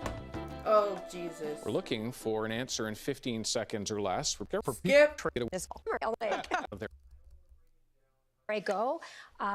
By workers and students at our provincial governments saying to them, go and get revenue from international students. We know the bottom's fallen out of that. A lot of that money is gone. So how do you fix what has become a crisis for many colleges? Oh, well, thanks for the question. Yeah, and as I travel around Ontario, I got to tell you, I'm met almost everywhere I go by workers and students at our colleges, at our universities, who are very, very deeply worried. Communities that depend on the economy of those institutions as well, what that's going to mean for communities as we're seeing programs cut, programs that students need, that we need if we're going to have the skilled workforce that we need to drive this economy and make us more self-reliant, particularly in the face of Trump's tariff threat. Algonquin College is cutting a whole bunch of programs. Mohawk College cut a bunch of programs. It's pretty bad. So it's absolutely essential. We are funding at the lowest rate of any province in Canada right now. That is shameful. The answer isn't to increase tuitions. The answer is to properly fund post-secondary institutions. And I will add that the reliance on international students breaks my heart. A lot of those young people wanted to come here to build a life. They are part of our future, but we have to properly fund our post-secondary institutions. Yeah, we can't just rely on tuition from foreigners to come in and bolster our education system. We need our students, our Canadian students, to want to get post-secondary education. All right, Mart Stiles, thank you. I'll turn to Doug Ford on the financial challenges facing many colleges. Yeah, when they saw the financial challenges, when the federal government cut foreign students, we jumped in there. We support them to a tune of $1.3 billion. We cut tuition the exact year we got elected. We cut it by 10%. We've never raised it. We're making sure that the students focus for jobs of the future. You know, what we did find out, a couple of classes, David, had 4 or 5 people in it. And we thought that's ridiculous, you know, like a basket weaving course. Let's focus on STEM. We graduate more STEM students than anywhere in the entire North America. How do you quantify that? Like, seriously, how do you quantify that Ontario graduates more STEM students than anywhere else in North America? 70,000 STEM basket weaving course. Let's focus on STEM. We graduate more STEM students than anywhere in the entire North America. Over 70,000 STEM students, science, technology, engineering, and math. Yes, we know what STEM is. Thank you. We are very aware of what STEM stands for. Those are the jobs of the future. We're going to continue investing in it, not to mention the skilled trades. There's a reason why all the trade unions are supporting us. At one time used to support you, but they know there's no future with any of your parties. And we're spending over $2.5 billion training skilled workers. And we've seen women, a 30% increase with women in the skilled trades. All right. Doug Ford. In 7 years, a 30% increase in women in skill. Is that what you're trying to claim? Really? Okay. Thank you. Bonnie Crombie. I think it's so important to educate our kids and prepare them for the jobs of tomorrow. And we don't even know what those jobs will look like now that AI is here, and it will change a lot of things for us. But what I do know is Doug Ford has set up a Ponzi scheme for our universities and our colleges, that they're relying on foreign students because he never capped them. He never capped them as they should have. My plan would be to cap foreign students at 10% so our kids have more space in. I like that idea. Cap foreign student enrollment at 10%. I like that idea. That's a good idea. I'm also going to increase OSAP for our students and extend the amount of time that they have to pay it back, and increase the threshold in which it kicks in when they have to pay it back. But let's fund our colleges and universities properly. They only currently get 30% of their operating funding from the province. Every other province gives them up to 60%, and they're forced to rely on endowments and their reserves. And of course, they're closing departments and laying off people, because this government has created a Ponzi scheme, and it is not sustainable, and we need to cap foreign students. Yeah, we do. We absolutely do. I wonder if I should... No, we're not going to skip ahead to live. We need to hear everything. Bonnie Crombie, thank you. I'll turn finally on this to Mike Schreiner. Yeah, David, we have to have an honest conversation with the people of Ontario. We have the lowest funding for post-secondary education of any province in the country. Wow. It would take an additional $5 billion in Ontario just to get to the provincial average. So what are the real-world implications of that? Colleges cutting programs to train people in the trades. Yeah. Train nurses. I just found out there is actually no practical requirement for TVIs, teachers of visually impaired students, to know like actual Braille. Like, there's no practical component for that. It's all just theoretical knowledge. Train people for vital jobs. I can tell you, as somebody who's started a number of businesses, I can't tell you. Because I have practical knowledge in Braille, I have a leg up on people who have like teaching degrees and shit, because they have no practical knowledge. How important it is to have our post-secondary education sector available to train the workers for my businesses and businesses across this province. Those programs are being cut. The $1.3 billion that was given to universities and colleges wasn't even enough to make up for the loss in funding from international students. We will not solve this crisis. We will not generate the trained workers we need for our economy if we don't fix this. All right, Mike Schreiner, thanks very much. I'm going to turn back briefly to Doug Ford, because I didn't catch it. Bonnie Crombie, evidently, you said his name, and that gives him a brief time to respond. Well, first of all, just to inform Bonnie that it's the federal government, not the province, that cut the foreign students. Just to inform you. But in saying that, we are training over 1 million students. Just think of this: Skills Development Fund, $2.5 billion. We've already seen 600,000 people go through the system in all areas, not just skilled trades, but other skills that they have out there. Other skills, not just the skilled trades, but other skills that they have out there, those ones. Continue investing in the people and the students of this province. We're going to continue. Like they've ever seen before, which we're doing. We'll continue on this same subject, post-secondary education, as it faces huge financial challenges. We're now going to have two leaders facing off, one-on-one, for 2 minutes. We'll turn to Marit Stiles and Doug Ford for this. First word to you, Marit Stiles.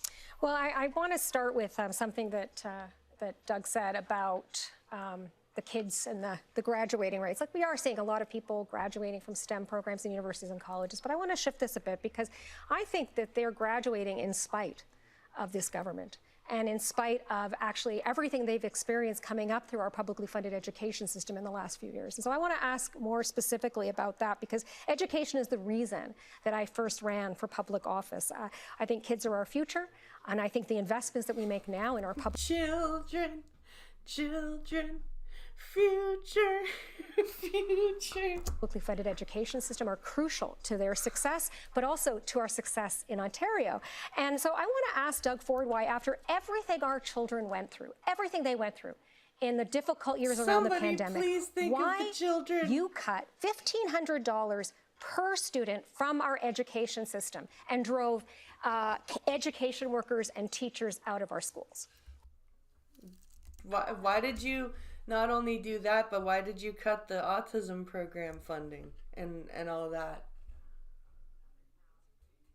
Hello, Mr.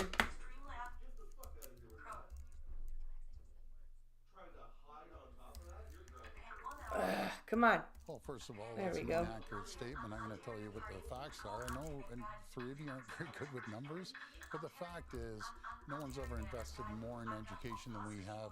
We've invested $40 billion in education. That's $10 billion more Doug, than the NDP and the Liberals when you prop them up. Yeah, you know something?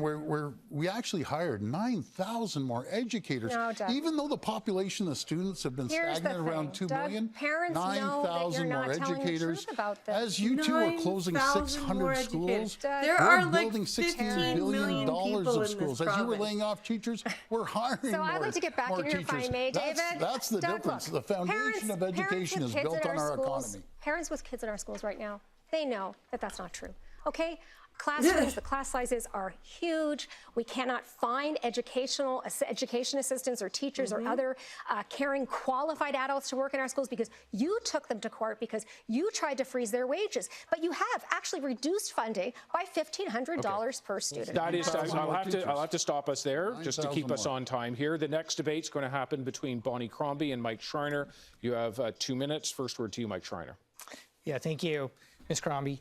As you know, our education system is hurting. Our post-secondary education system is so underfunded, and K-12 is underfunded. Absolutely. The Ontario Greens are the only party that's actually put forward a fully costed platform that shows how we can afford to reverse the $1,500 cut brought in by this government in K-12 education.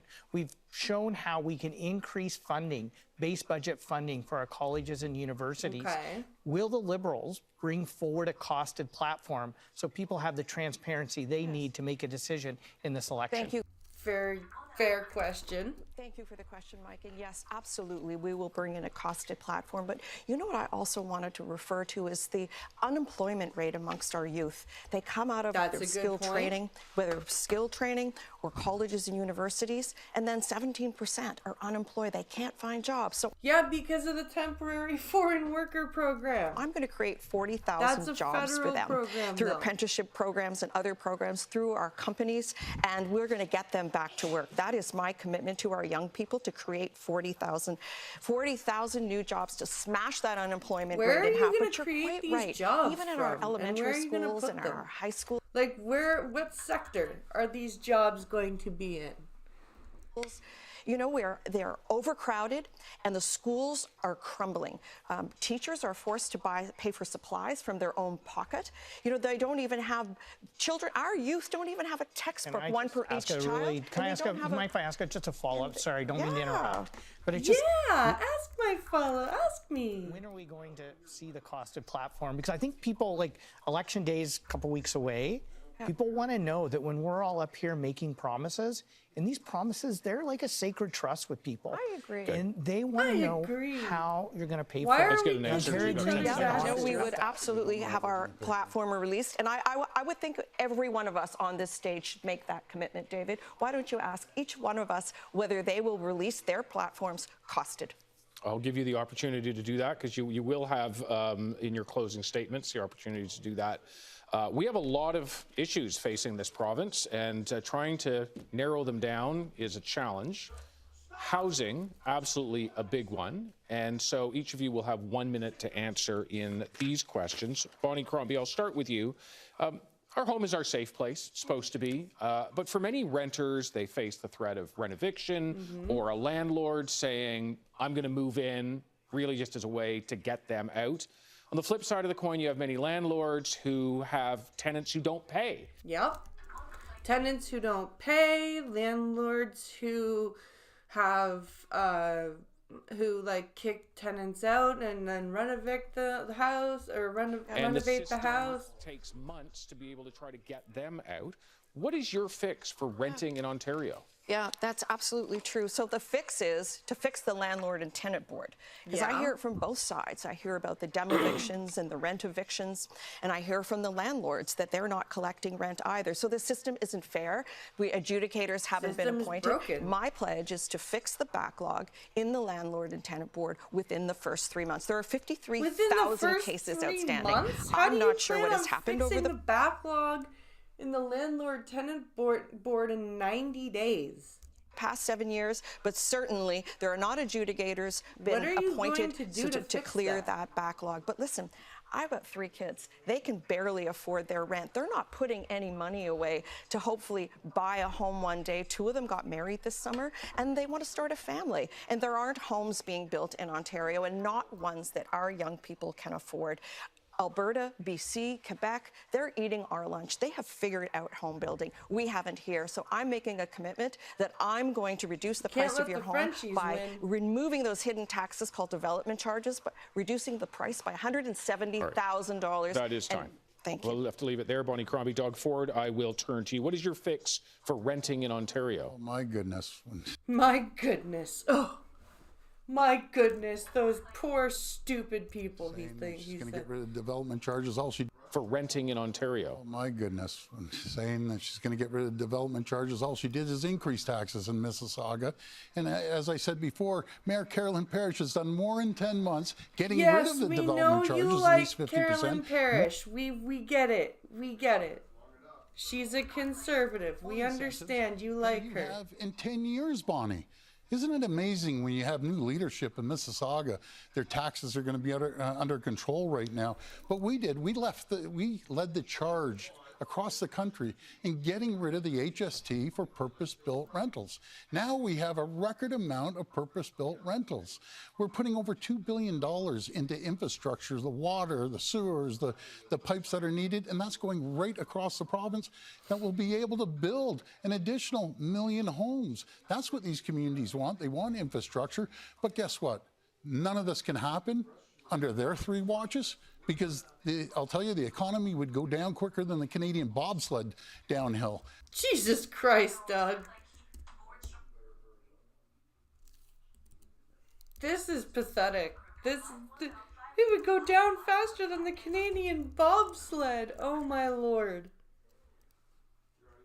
This is And this is we're the cringy. only ones that have the economy moving. We'll continue to have the economy moving to generate more income. Doug to Ford, I'll build leave homes. it there with you. Thank you very much, Bonnie Crombie. You heard your name being said by Doug Ford. You get 30 over and seconds over again. to You know, respond. it's really funny because Doug Ford stood in the legislature and heaped praise on me and on my record and said what a fantastic job creator I was and how the economy was booming in Mississauga and that I had kept all my promises as mayor.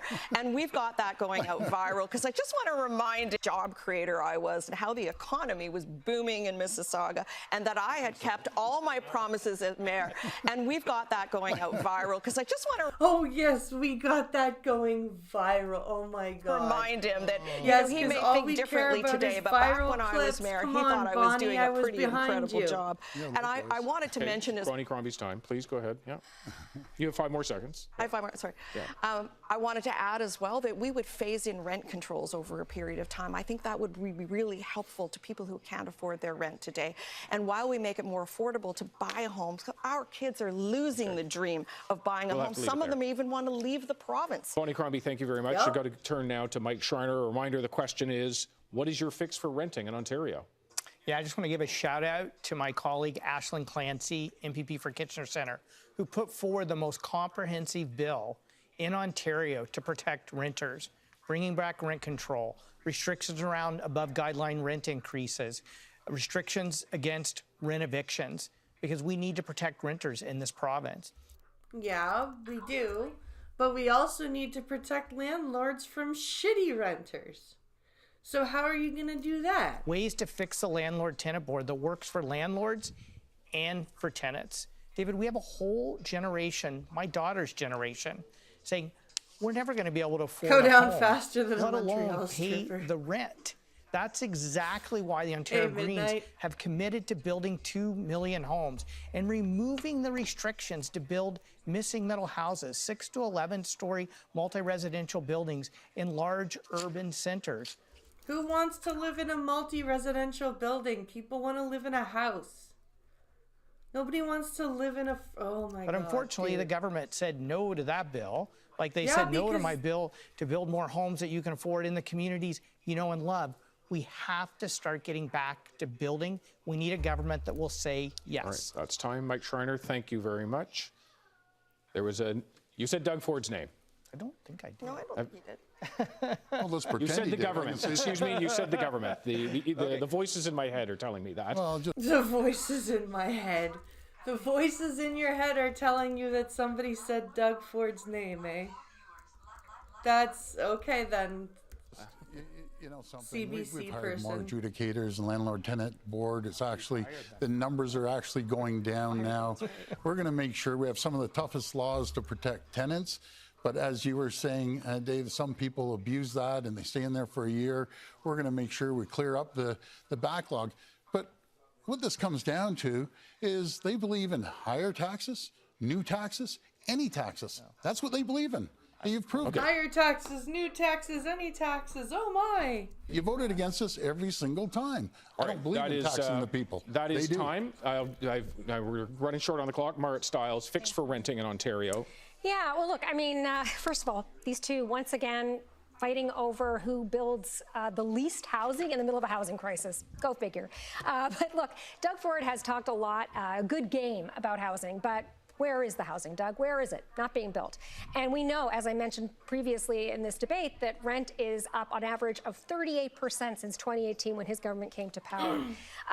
We have generations of people in this province who are never going to be able to imagine owning a home under this government. I want to tell you, though, about a woman named Lynn, 64 years old. I met her in Ottawa.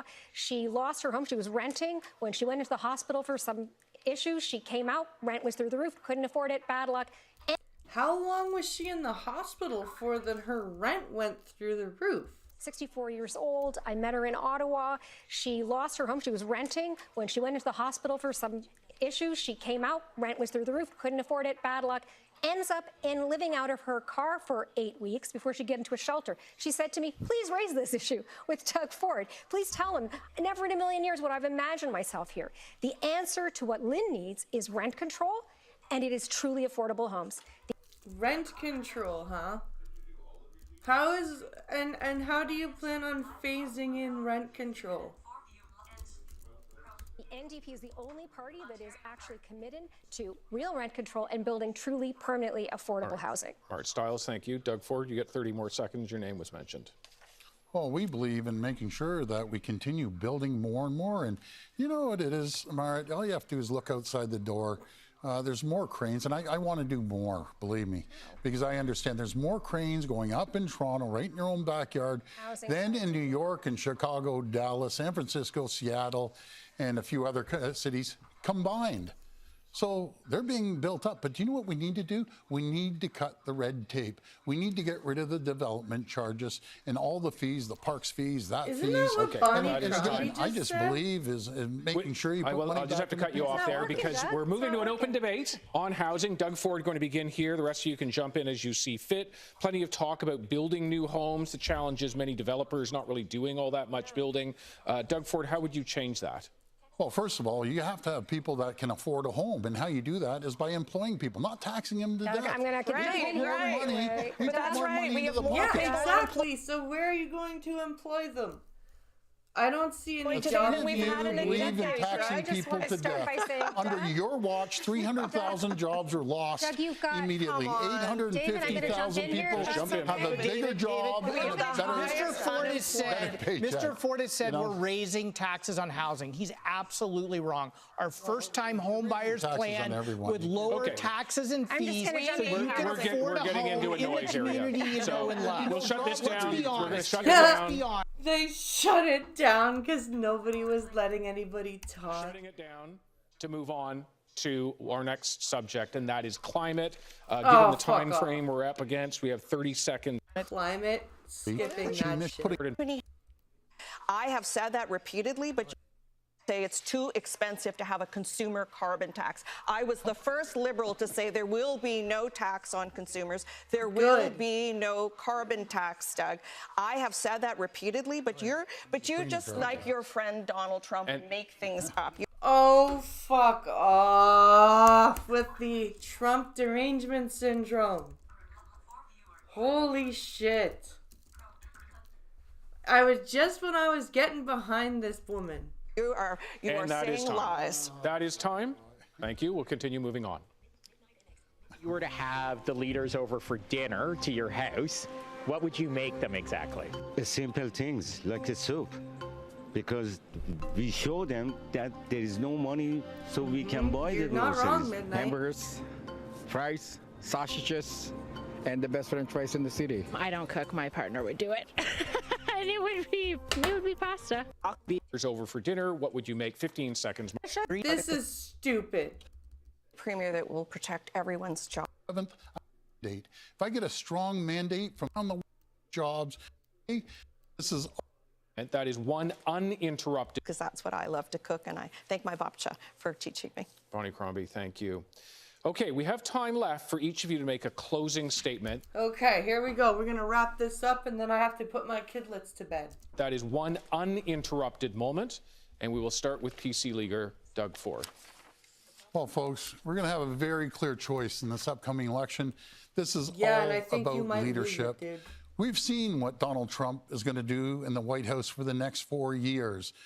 And no matter if he puts a tariff on us today, tomorrow, next month, next year, you know, it would devastate our economy. There's one person on that stage that's going to protect your families, protect jobs, and protect businesses and protect communities. I'm going to protect you from the orange man. We're going to reinvest into the economy like we did, and we saw over 850,000 jobs. We're going to diversify trade around the world, which we did. We saw over $70 billion of investment. But I can't do it without a strong mandate. If I get a strong mandate from the people of Ontario, I will work harder than I've ever worked. I will fight against Donald Trump like you've never seen before. I will fight against Donald Trump. Dude, you couldn't do anything. Oh, my God. On February 27th, I'm asking for your vote, and may God bless the people of Ontario. May God bless the people of Ontario. We are not the fucking United States. Shut up. Holy shit. Thank you very much. We'll turn now to Liberal leader Bonnie Crombie. We need a premier that will protect everyone's job, not just his own. and who is able to get us a family doctor like they had promised. You know, tonight we talked a lot about some really important issues, no question. And I want to leave you with this.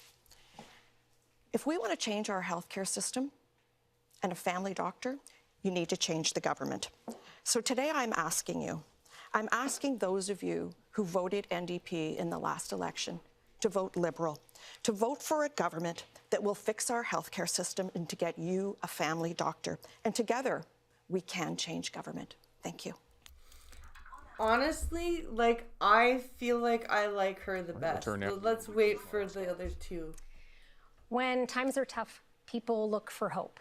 And for me, I find that hope in the strength of the people that I meet all across the province of Ontario. But after 7 long years of Doug Ford and his wasteful scandals and his broken promises, rising costs are really hurting a lot of people in this province, and they are weakening us. He has left us weaker than ever before.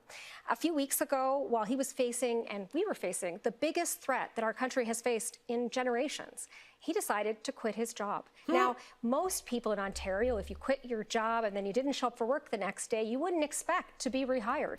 But Doug thinks that he deserves that. I got to tell you, you don't have to settle for this. You have the power to change things. And I want to offer you that hope. We can... I don't like her, but she's not wrong about that. Our schools. We can build truly affordable, permanently affordable homes. We can hire doctors and fix the healthcare crisis that these folks have contributed to. And we can bring new leadership and new ideas to Ontario. It's time for change. All right, we will turn now to the Green Party leader, Mike Schreiner. I want to thank each and every one of you for tuning in tonight. My commitment to you is that I will fight to put you and your community first. I will fight for fairness. Right now, in Doug Ford's Ontario, the rich insiders are getting richer, and the rest of us are just struggling to get by. I'm sorry, you're kind of part of the rich, though, Mike. You have to ask yourself if it's any better now than it was 7 years ago. And it's clear when it comes to housing, healthcare, education, climate action, affordability, the answer is no. What separates Greens from every party up here is that we're running local champions who will be your voice at Queen's Park, not the leader's voice in your riding. I tell my deputy leaders, Matt Richter and Perry Salmuskoka and Ashland Clancy in Kitchener Centre, that I'm not your boss. The people of your riding are your boss. And we need more of that in Ontario. And that's what the Ontario Greens will deliver as we fight for fairness. All right, Mike Schreiner, thank you. And as we wrap ourselves up tonight for this, the 2025 Ontario Leaders Debate, I would like to thank certainly all 4 leaders who are on So that was the debate.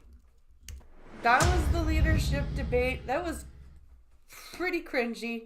There were some cringeworthy moments, but honestly, I feel like out of all 4 leaders, I kind of like Bonnie Crombie the most. There were some moments where I was like, oh, please, no. But for the most part, I feel like I wouldn't mind her leading Ontario. She sounds like she's got a pretty fiscally sound and conservative plan that's not like super it seems pretty centrist. It seems like there are some good social programs there that she wants to implement, but also some tax cutting measures that she wants to implement. She seems pretty centrist, pretty balanced. I would say she's center left, but still center. And I feel like her party, her version of the Liberal Party for Ontario is probably the best version. But the thing is are people able to separate the federal Liberal Party from the provincial Liberal Party? That's the one question. Most times Canadians are able to do that. I know a lot of people in my family who vote in 2 different ideologies when it comes to provincial versus federal. Then I know people who vote Liberal just across the board. Then I know people who do like NDP provincially and Liberal federally. it's very interesting. The way Canadians vote is very it's very interesting. But I think, for my point, I definitely feel like the Liberal leader is the best for the job of premier. So whatever, I think I need to do some research on who the MPP for my riding is, and yeah, see that and see who that is. But I wanted you guys to see what a debate was at the equivalent of state level. I am going to go now and put my kids to bed, and then I shall be back on Twitch, so come by there and say hello while I do some Diablo. You guys, thank you for watching.